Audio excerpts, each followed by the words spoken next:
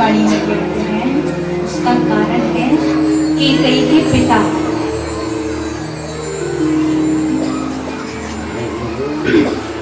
कौशल्या से और सुमित्रा जी से विवाह करने के कई वर्षों बाद तक जब बालक नहीं हुए, कोई भी बालक नहीं हुआ, तब दशरथ जी ने अश्वपति की कन्या कैकेयी का हाथ मांगा था। कैकेयी के पिता ने विवाह की शर्त तो मंजूर की, लेकिन अपनी शर्त रखी कि मेरी बेटी के गर्भ से जो बालक होगा वही राजकुमार राजा बनेगा, राजगद्दी पर बैठेगा। अगर आप स्वीकार करें तो मेरी बेटी के साथ जाकर दशरथ जी को इसलिए नहीं लगा कि मेरी अन्य रानियों को इतने वर्षों से कोई बालक नहीं हुआ, तो कैकेयी से ही होगा। अब कैकेयी से होगा तो ये बन भी जाएगा, राजा यही बनेगा। कह दिए ठीक, शर्त दे दी मैंने। इस कारण से अगर देखा जाए तो भरत राजगद्दी के अधिकारी बंद। लेकिन यहाँ दशरथ जी इसलिए फंसे हुए हैं कि परंपरा में बड़ा बालक ही राजगद्दी का अधिकारी होता है। खाली यहाँ हेडलाइंस देखने के आते हो। यहाँ विधाता ने घटना ऐसी कर दी कि वशिष्ठ जी ने कहा 4 पुत्र होंगे, 4 पुत्रों में 3 माताओं को बराबर अधिकार बांट दिया गया। दशरथ जी सोच रहे थे कि कैकेयी का पहला बेटा हो जाए तो मेरा शर्त और मेरे वचन दोनों रह जाएंगे, लेकिन महाराज दुर्घटना ऐसी घटी कि पहले कौशल्या जी की परंपरा राम जी बड़े हो गए, महाराज जी 18 घंटे छोटे रह गए। राम जी 6 दूसरी 9वीं को दिन के 12 बजे पैदा हुए, भरत जी अगली दशमी के दिन सुबह 5 बजे पैदा हुए। 18 घंटे का पिछड़ा निकल जाएगा। और इस कारण से दशरथ जी के मन में छूट, अगर कैकेयी की तो बात समझ में आती, कैकेयी उससे प्रेम करती, राम जी से प्रेम करती, वो तो नहीं, लेकिन अश्वपति को पता चल गया वो व्यवधान थोड़ा अटका थी। और कहीं कैकेयी की बुद्धि खराब हो गई तो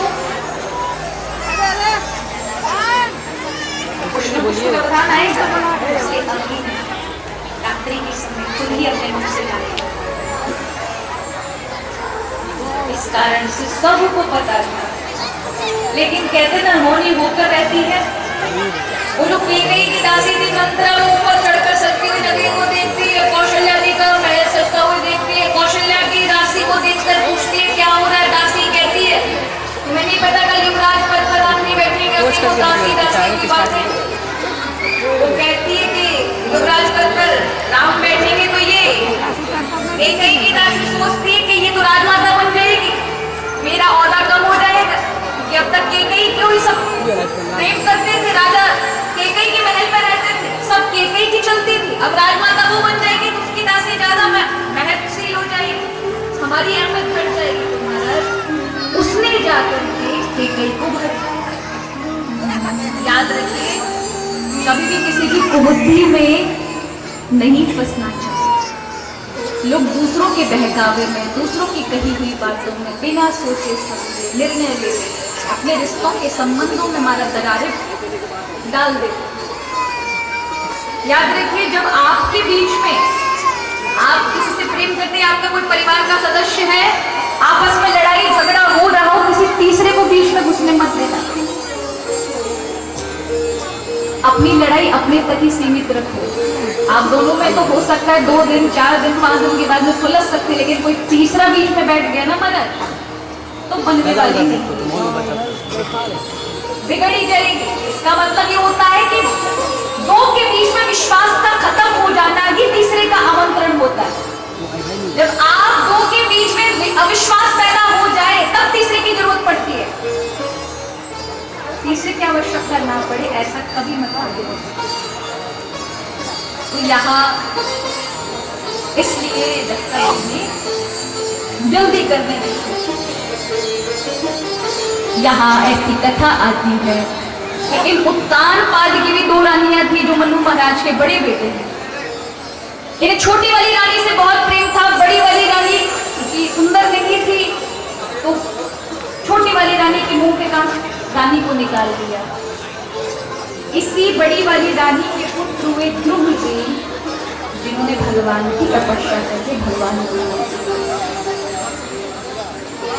जब माता ने इनका अपमान किया तो ये दुखी होकर के जंगल की ओर निकल गए।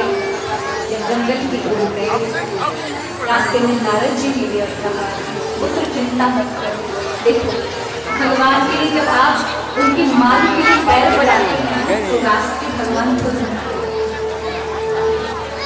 तुझसे सुलझे न तेरे उलझे हुए धंधे, तुझसे सुलझे न तेरे उलझे हुए धंधे, तू मेरे मालिक पर छोड़ दे, तेरी हर मुश्किल को आसान कर देगा, जो तू न कर सका वो भगवान।